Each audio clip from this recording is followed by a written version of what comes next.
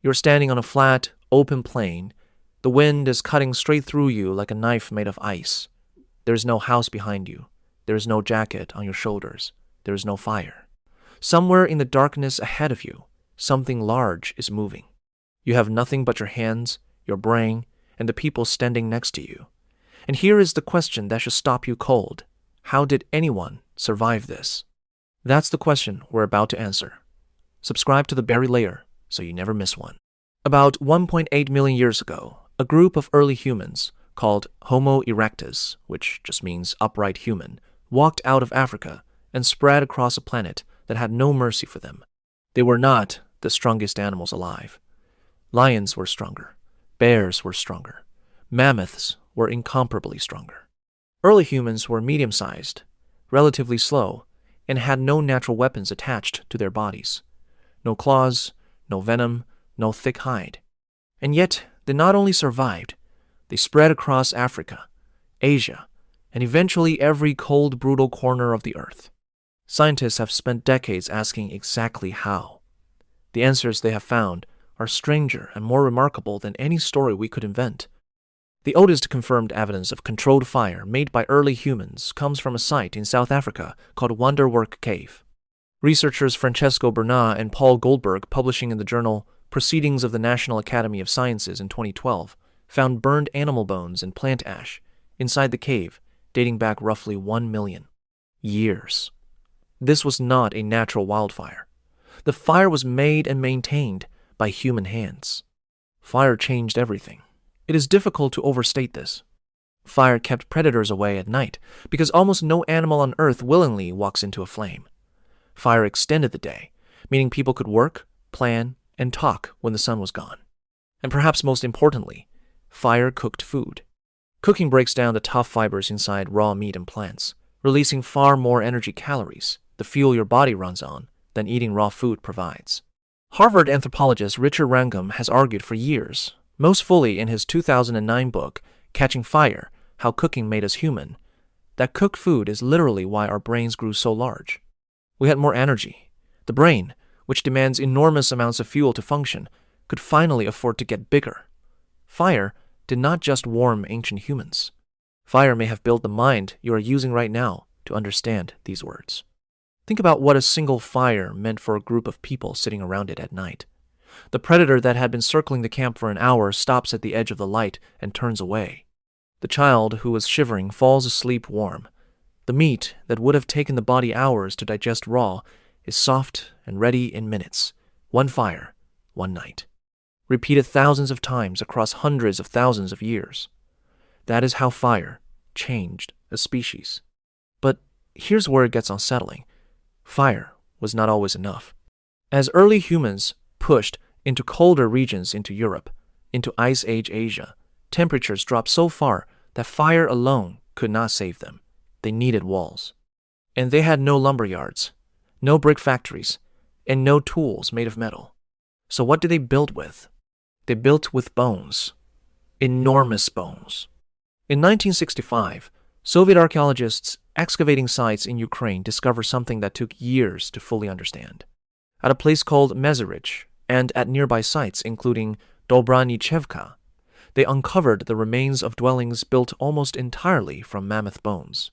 The walls, the supports, even the roof frames were constructed from the skulls, jawbones, shoulder blades, and leg bones of woolly mammoths. Researchers estimate that each structure required bones from between 60 and 150 individual mammoths. These were not shelters thrown together in desperation. They were engineered. They were planned.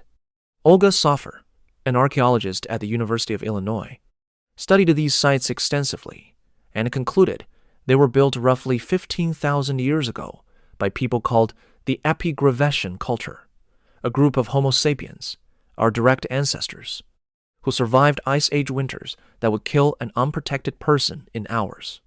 The bones were heavy enough to anchor the structures against brutal winds. Hides, animal skins were stretched over the frames, creating insulated walls. Some sites show evidence of hearths, small contained fires, inside the bone structures. These people were not just surviving, they were building homes. And here is where the story of ancient survival becomes almost unbelievable. Early humans were not fast enough to outrun most of the animals they needed to eat. They could not overpower a bison with bare hands. The prey they depended on was frequently larger, heavier, and far more dangerous than they were. So, how did they hunt? The answer, proposed and built upon by researchers including David Carrier of the University of Utah and Daniel Lieberman of Harvard, is that early humans used something almost no other predator on Earth possesses in the same form: endurance. The theory is called persistence hunting, and while it remains a theory, not every researcher accepts it fully. The evidence behind it is deeply compelling. The idea is this: humans cannot sprint faster than most prey animals, but humans can run for an extraordinarily long time without stopping. We sweat through millions of pores across our skin, which cools us as we move. Most four-legged animals cool themselves primarily by panting, breathing fast, which means they cannot pant and run at full speed simultaneously without overheating. A human hunter, in the theory of persistence hunting, could follow an animal across open ground for hours, pushing it to keep running until the animal's own body heat became fatal. The prey did not get killed by speed or strength. It got killed by patience and biology. This is not purely theoretical. The San people of the Kalahari Desert in southern Africa, studied extensively by anthropologists including Louis Liebenberg, have practiced persistence hunting into modern times. Liebenberg documented this directly, publishing his findings in multiple papers and his 1990 book, The Art of Tracking. The method works. It is exhausting beyond imagination, but it works. And when large animals were not available, ancient humans ate almost anything. Archaeological digs across Europe, Africa, and Asia show evidence of shellfish, seeds, roots, insects, and birds. They were not picky. They could not afford to be. A group that refused to eat insects in a bad winter was a group that did not survive the spring. Flexibility was not a preference. It was a difference between life and death. But here's where it gets unsettling a second time, because the single most important survival tool ancient humans possessed was not fire or shelter or hunting skill. It was each other.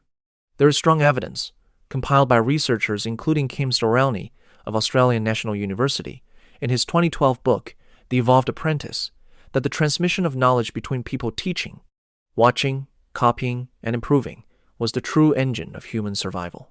Skills like making fire, identifying safe plants, tracking animals, and constructing shelter are not instincts. They are learned. They must be passed from person to person, generation to generation. A single human alone is fragile. A group of humans sharing knowledge across time is something the planet had never encountered before. Ancient people formed bands, small, close groups that cooperated in ways that most animals simply cannot. They shared food. They cared for injured members. Archaeological evidence shows individuals who had serious physical disabilities living long enough to leave marks in the fossil record, which means others fed and protected them. This is not something you see in most species. It is a kind of quiet, ancient kindness that kept a whole group alive. Language, which researchers believe was developing significantly by at least 100,000 years ago and possibly much earlier, accelerated all of this. You could now describe a danger you survived. You could explain where food was located. You could teach someone how to make a tool without them watching you do it first. Information became the most powerful survival resource on Earth. And unlike a spear or a fire, information did not run out when you used it. You could give the same knowledge to 10 people and still have it yourself. That is a kind of power no other animal had ever figured out. Here is what this actually means, and most history channels will not say it plainly.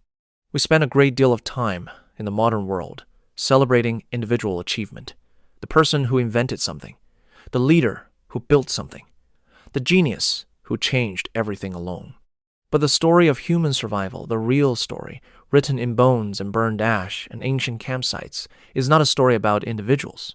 It is a story about collectives, about the nearly invisible strength of people who shared what they knew and protected those who were vulnerable.